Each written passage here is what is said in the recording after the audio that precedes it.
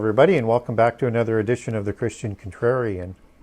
I'm Gary Wayne, author of the Genesis 6 Conspiracy, and this is episode 34, The Serpent Seed, part 2, The Tree in Eden. In the last show, in part 1, I covered off that I'm not necessarily against the concept of Cain being the offspring of Satan and Eve. And certainly we get the notion of the spirit of Cain as it surfaces in the New Testament as being something we need to understand and recognize. But for me, we need smoking gun verses in Scripture that can support what we're saying. And we just don't seem to get that with Cain. And so Genesis 3:15, the serpent seed, where the title comes from, that is going to be at odds with the offspring of Eve throughout this age until the completion of the end time, is probably better fulfilled with the giants created by the Watchers or the sons of God in Genesis 6, because we do get that smoking gun verse. And these would be the seraphim angels, which were serpent-faced angels who are the Watchers in Genesis 6 and who produced giants, Nephilim, that look just like them. And that's why we have serpent gods throughout ancient history, both before and after the flood. That's why you have kings associated with serpents and all the monarchies of that time associated with serpents. So it makes sense that that is likely the fulfillment of Genesis 3:15, as opposed to Cain being the offspring of Satan, the serpent, as Revelation 12 describes Satan as a serpent and a dragon, which is the seraphim angel aspect of Satan, one of his many titles and names, I think.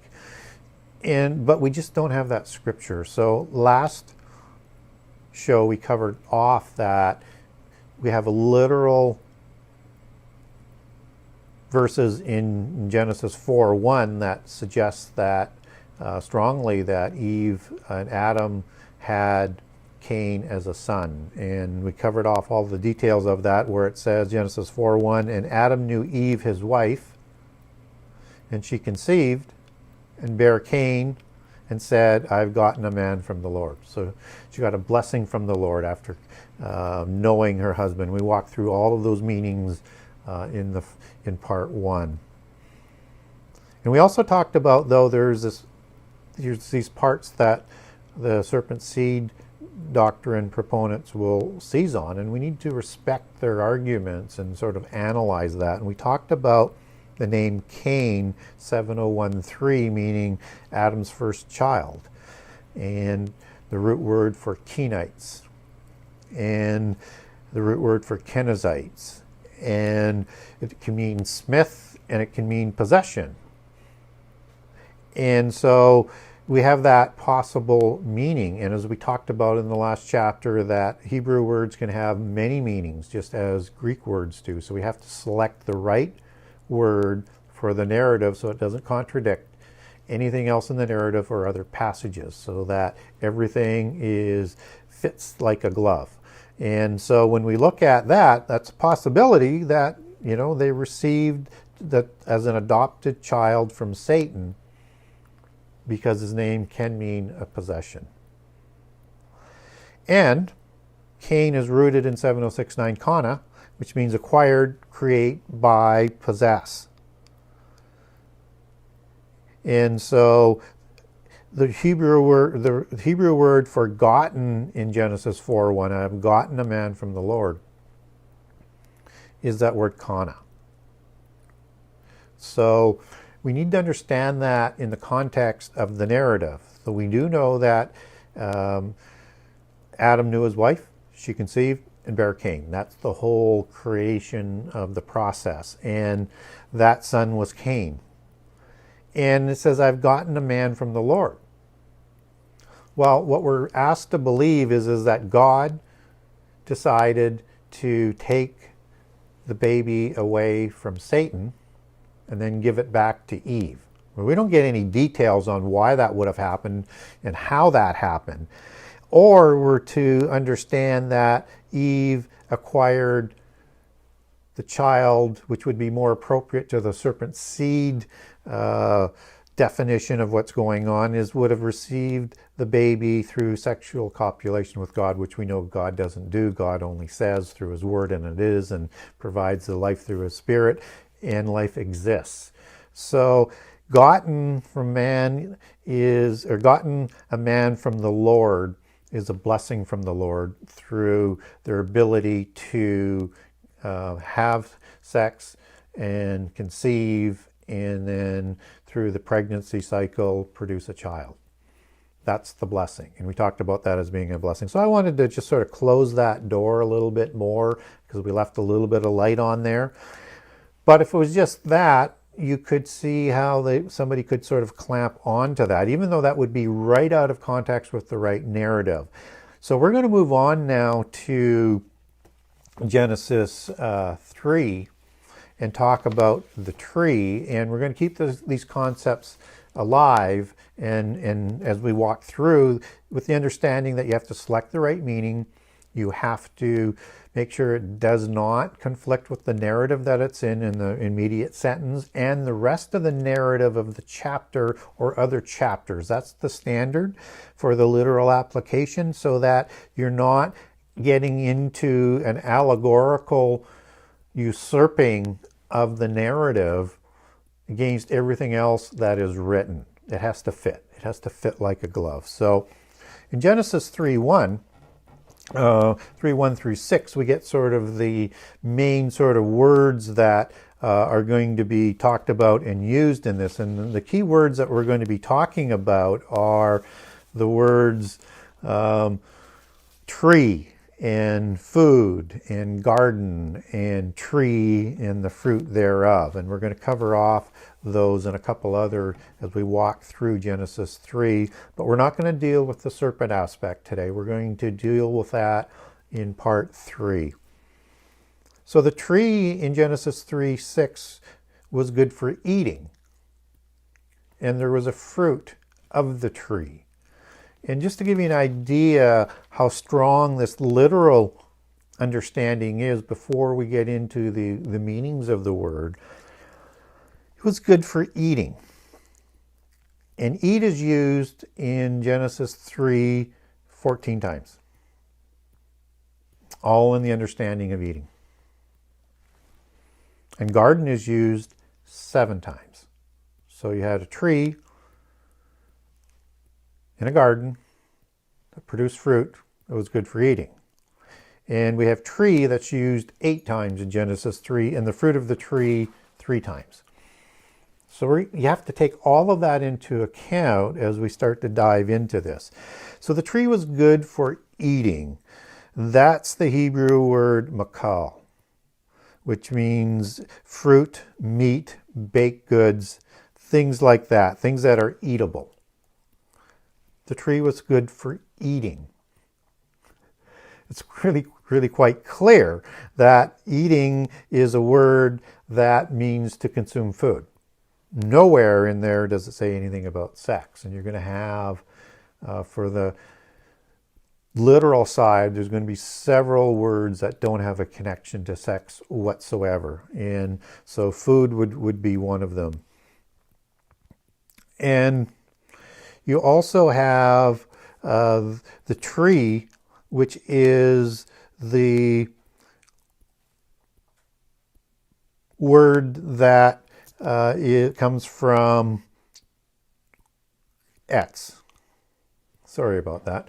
And it means a tree, a wood, sticks, or timber, plank, so things that come from the tree. So literally, this is a tree. And it produces a fruit. And it was good for eating. And this tree was in a garden. And garden is the word gan, which means enclosed fence, or a garden, or an orchard. So you have in Genesis 2, like 2:9 and 2:16 and 2:17, is you have this garden of trees where all of them are, or many of them are producing fruits, and they're good for eating. They're good for food, just as Genesis 3:6 says. And in Genesis 2:16 and 17, God tells Adam and Eve that you can eat of any of the trees in the garden. But in Genesis 3, we're told there's one you can't eat of the tree of the fruit of the knowledge of good and evil. But it was still good for eating, as Genesis 3:6 says. So it's a tree that produces a fruit, and it's good for food. It's good for eating. And it's also good for producing knowledge, which we will come back to. And so this orchard also included the tree of life, which Adam and Eve are going to be separated from after the fall, that they can no longer eat from the tree of the fruit of life. And so they won't be immortal in the physical world. They will live a long time, but they will not be immortal. And as long as they had access to the tree of life, things would continue. But after breaking the one law that God gave Adam and Eve, they're banned from the garden. And so all of the context is suggesting that this was an orchard that had a lot of trees, and there's crops that would be growing in there as well, but we don't want to focus on that. We're focusing on the tree of had the fruit of the knowledge of good and evil. And Adam also ate from this tree in Genesis 3:12. And what's interesting about that is if Adam ate from the tree, as Eve did, then one would have to think that Adam had sex with Satan as well. I suppose with a changeling possibility that's possible, but there was no offspring produced from Adam. It's from Eve. And so if Adam ate from the tree and Eve ate from the tree, and this is a sexual copulation that's happening with Satan, or forced sexual copulation with Satan, then one would have to say that Adam also had sex with Satan, which clearly doesn't seem to be the case. And when we look at that word eat, that's the word akal, to mean eat, eaten, eatest, as it's used for, to consume, to feed. And what you don't get in any of the meanings of the word eat is anything that has a reference allegorically or literally to sex. It's literally to consume something, to consume food, because the fruit was good for food and knowledge, not sex. And in Genesis 3:17, the serpent is going to eat the dust. And then as you move on in 13 and 19, Adam and Eve are going to have to eat bread and herbs and things from the field once they leave Eden.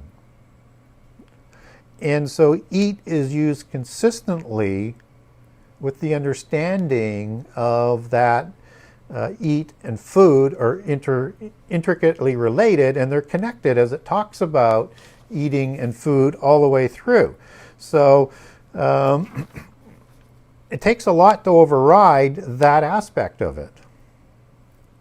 And as we talked about, it makes sense that the tree produced a fruit because there was more fruit trees. It was an orchard. It's the word garden that is used 7 times in Genesis 3. So again, if you're going to say this is a sexual act, you have to accept Adam had a sexual act. You have to override the meanings of the word tree, the word food, the word eaten, and the word fruit. Although fruit will have a connotation that we're going to cover off in a few minutes.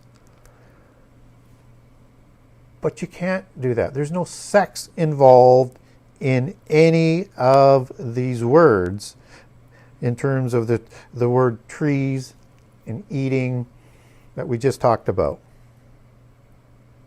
And plus, the tree of the fruit was also good for knowledge.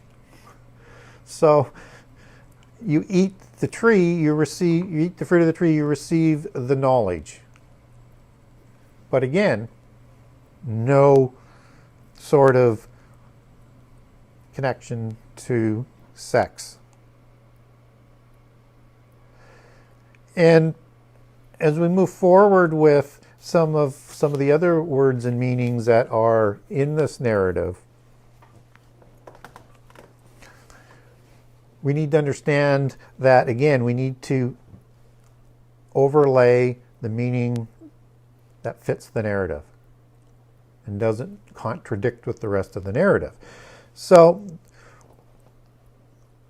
the word good for eating and for knowledge, to make you wise. Wise is the Hebrew word sakal in Genesis 3:6, meaning intelligent, wisdom, and receiving insight. So you have a logical flow of the words on the narrative level that makes sense, with an action and something received from that action. You pick the fruit, you eat the fruit. It's good for food, it gives you nourishment, and it also provided knowledge. But again, nowhere do you have in here a meaning or an allegory that you can use for sex. It was good in Genesis 3:5 and 3:22 for the knowledge of good and evil, so that they would be like God, which was the great lie that the serpent made. So with all of that, let's now look at where some of the confusion starts to enter in with a lot of the serpent seed arguments. And so that we want to be able to understand where they're coming from, but we want to be able to analyze it. Does that fit? And that's really the key here. So when we get into some of these key words, the first word is fruit. And just as we talked about the fruit, I mean, it's used as the fruit of the tree 3 times. Okay? Which makes sense, fruit of a tree. And tree doesn't mean sex. But fruit is that Hebrew word pri, P-R-I-Y. And it's used over 100 times for fruit and fruits and fruitful. And fruitful is where it starts to get interesting, because that means to multiply, an allegory for sex. And it can mean fruit or produce, or allegorically it can mean to have offspring, progeny of the womb. And it's rooted in the Hebrew word para, 6509. And that means to bring forth, to grow, to be fruitful. So you have an allegorical meaning to the word fruit and fruitful, which, if it was consistent with the rest of the narrative for having sex, you would say, okay, that's not a fruit. That fruit that she's going to eat is having sex. Except that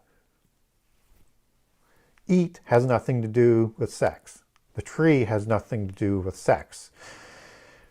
The fruit, it means over 117 times is fruit and fruits, and 2 times for fruitful. So you can use it, but does that fit with the context? I think not. And fruit is also used in Genesis, in fairness, in Genesis 1, 22 and 28, and 9:1 to be fruitful and to multiply. Okay, as I said, it's used a few times for fruitful in that notion of creating. But that's not what's going on at this point in time. We don't get anything about sex until Adam knows Eve in Genesis 4. So the chronology is not there. That happens after the Eden account. It's not detail of what happened in Eden. All of that happens after Eden. And again, you have to understand the chronology and how things fit. And so after the fall, then Adam and Eve produce Cain and Abel, and then later Seth, and then all of their other offspring. Now also in Genesis 3:6, the word pleasant comes up, that the fruit was pleasant. And that's the Hebrew word trava, which means a delight, a dainty or desire, and lusting or covetous. And literally as pleasant one time that it's used. So again, we have a meaning here that it was pleasant, and it can be used in that allegorical sense, as in lusting and covetous. But it can also be a delight or a dainty, good for food, and it was consumed. So if you didn't have all of that 14 times of eating in Genesis 3, you might be able to use that. But again, does that fit? And does that fit even if you fit that with the word fruit? You still have to deal with eat and tree and garden, as opposed to none of those words having an association with sex. And it was to be desired. And that's the Hebrew word hamad. And that's delight in beauty, as in a delight, right? That we just talked about for the meaning of pleasant. And it is also meaning pleasant, as it's described in 3:6, that the fruit was pleasant. And it can also mean covet or desired. So again, you have a few meanings in terms of the word desire. And was it desirable for sex? Perhaps, perhaps not. We get covetous. But just because you desire something doesn't mean that it's not desirable for knowledge, which it was, and for eating, which it was. So again, you don't really get that direct connection, but it's used in combination with pleasant and covetous, and then fruitful, as in, producing more offspring. Trouble is, it goes against all the other descriptions of what is actually taking place in the Garden of Eden with the eating of the fruit. And so when we look at what is going on in Genesis 3 and the narrative, it's all about God saying to Adam and Eve, you can eat of every tree of this orchard in the garden in Eden. That's told to them in Genesis 2. So it's going to sustain them for food. And they're also going to grow some crops. And they're an agrarian startup for Adam and Eve. And then Genesis 3, they're not permitted to eat from this one tree of the garden that produces fruit. It produces a fruit that has the ability to provide knowledge. Okay? And the knowledge that it provides has nothing to do with sex. But it's that they're not to eat from this tree, because if they do, they won't be able to eat from the other tree that is really important to them, the tree of life, to sustain an ongoing immortality. And so this is about God saying to them, you can eat of all of these trees. That doesn't mean they were having sex with all of these types of trees, and that the trees are an allegory for all of these different fallen angels, and this was happening over and over and over and over. You can see where that starts to get sort of out of hand when you start using an interpretive basis. This was food that God was providing in the Garden of Eden for them, and there was one tree they couldn't eat of that had fruit that produced knowledge. And Satan even concurs through coaching the serpent. Because the serpent says, if you eat of that tree, you're going to be like God. It didn't say if you eat of the tree, that means we're having sex. It says if you eat of the tree, you're going to be like God, knowing good and evil. And they already had immortality by eating from the tree of life. Except that by eating from the tree of the knowledge of good and evil, that's going to void their access to the tree of life, because they're going to be ostracized from the garden in Eden.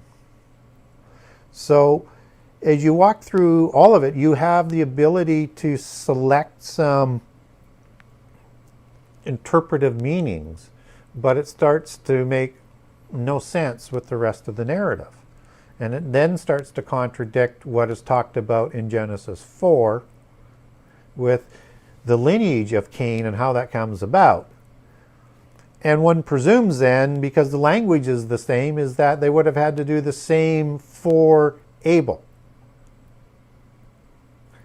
Because that's how the narrative discusses in similarity the creation of Abel with the creation of Cain. Just as it's the same words of know, conceive, bear for Enoch that Cain has with his wife. Or are we to say that all of the progeny of Cain were received from the same actions, except that we don't get those fruit allegories in Genesis 4, only in Genesis 2 and 3, and we don't have a clear path to that. In fact, it contradicts it. And with the birth of Seth, further in Genesis 4, it's the same language again. So then we'd have to believe that Seth was a creation of Satan and Eve. So you see how it doesn't flow. It flows with the literal understanding and the correct application of these words, and not the incorrect application that is used to usurp the meaning of the sentence that it's in, the verse that it's in, and the chapter that it is in, and then the rest of the Bible. And so those key words are fruit, pleasant, and desired. So you have to select the correct meaning for those words. So fruit is going to be the literal fruit or produce, not offspring. You're going to select for pleasant that it was a delight, a dainty, and pleasant, as it's used literally one time, as opposed to lusting or covetous. And desired, as in delight and pleasant. That's confirming the word pleasant, that it was a fruit good for eating. So I don't want to become too redundant on this, but I did want to underline how one has to approach Scripture in a literal sense. And particularly if you're going back to the Hebrew words, you have to be very, very careful. And if you're not aware of the different possible meanings, and you don't take the time to analyze the meaning of the word and how it fits in the narrative, how it fits in the sentence, how it fits in the rest of the Bible with other relative verses, then you're easily distracted or deceived into saying, hey, that's a possibility. And again, as I said, it may be a possibility, but not from the Scripture that we're provided. And that's the real key. So in chapter 3, we're going to get into the serpent aspect, which again is going to pour a lot of doubt on the concept that it was actually Satan who would have had sex with Eve from the serpent seed aspect. But we're not going to get into the detail of that now. So I want to thank everybody for listening. And if you want to get a hold of me and get some more information on this, I don't have a document for it yet. I'll formulate a document for the whole series over the next 30 days or so. So if you do get a hold of me and wanting that information, I'll make a list of your names and your emails, and I'll send that out when I'm done it. Completed the documentation. But if you're looking for other information or other documents, you can get a hold of me through my website at the Genesis6conspiracy.com, Genesis 6 with the number 6 conspiracy.com. And if you like some of the things that I'm talking about and you're interested in my book, And I do cover this a lot in my book. I give a generous excerpt on all 98 chapters on the website, and there's an email there to contact me, and you can buy a signed copy from me on the website, or you can go to Amazon or Barnes & Noble or get the Kindle edition. And you can also contact me under Gary Wayne on Facebook. And until next time, this is the Christian Contrarian saying goodbye, and may God continue to bless all of you abundantly. Thank you.